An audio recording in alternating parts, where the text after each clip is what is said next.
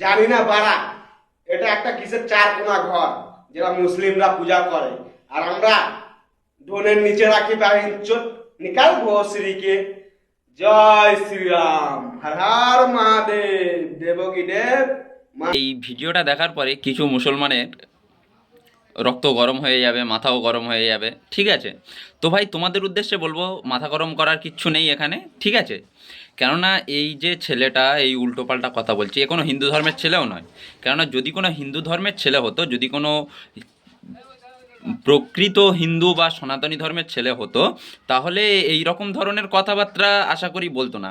কেননা যদি সে হিন্দু হতো তাহলে তারা অন্তত এতটুকু জানতো, যারা আদেও হিন্দু ধর্ম মানে তারা অন্তত এতটুকুও মানে যে নিজেদের ধর্মকে তারা সম্মান করতে জানে, এবং অন্য কোনো ধর্ম, যে কোনো, সে ইসলাম ধর্ম হোক বা খ্রিস্টান ধর্ম হোক আর যে কোনো ধর্ম হোক, তারা সেই ধর্মকে অবশ্যই সম্মান করতে জানে।